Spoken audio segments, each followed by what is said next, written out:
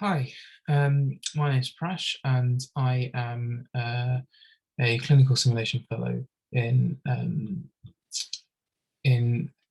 Greater Glasgow and Clyde um, in Scotland, and I'm just presenting a paper that we submitted for SESAM about using simulation to modify a novice anaesthetic teaching program at the Queen Elizabeth New Start Anaesthetic Training Educational Program, which we call QuEST.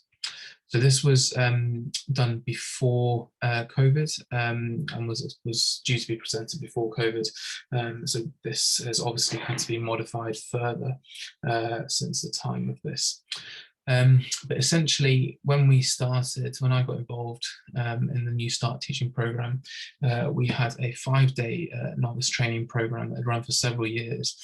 And there'd always generally been positive feedback, but a recurring theme was that firstly, participants felt that the didactic nature of PowerPoint presentations weren't conducive to their learning. But secondly, that with these methods of teaching, the focus very much became on FRCA primary level knowledge, as opposed to the sort of practical skills and the baseline knowledge that we'd expect our novice anaesthetists to know.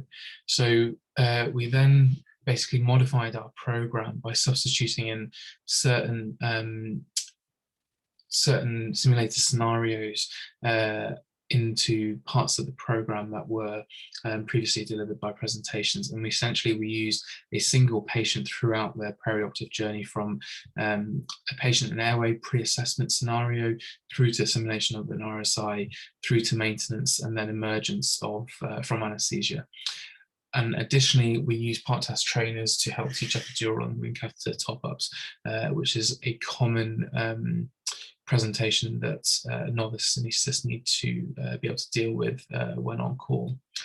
So it was a mixture of still some classroom-based learning and debriefing, as you can see here, as well as simulated scenarios, and as I said, using part test trainers to simulate regional anaesthesia top-ups that we had to do.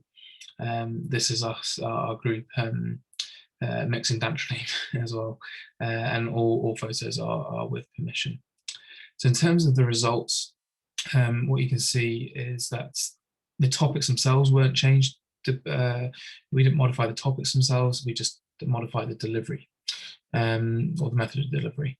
And generally speaking, as I said, we've always generally had fairly positive feedback. These are out of 5 Likert scales, but generally speaking, most topics demonstrate and improve or equitable scores using simulated scenarios when compared to didactic presentations. However, interestingly, and that's especially when we're talking about cardiovascular and regional anesthesia. Interestingly, with maintenance and emergence, we actually saw lower scores, and both of those scenarios were played at the end of the day, and participants were actually reporting feeling fatigued by that point, and maybe didn't get the best out of those scenarios. So that was something that we reflected on and did modified for the next sitting. So I think with the college has a simulation strategy which was newly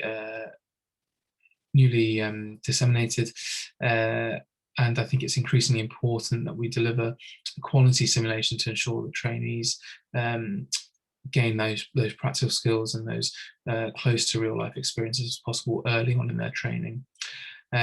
We achieved our aims in that respect, and I think this would be a good method of delivering these programs across the UK and furthermore and beyond. And actually, in reality, a lot of new novice, new start training programs use simulation to varying extents, I think. Of note, I think simulation fatigue is very real. I don't think there's much in the literature about it, but certainly it's potentially detrimental to learning, and I think we should be factoring that in when we design programs like this. Thanks very much.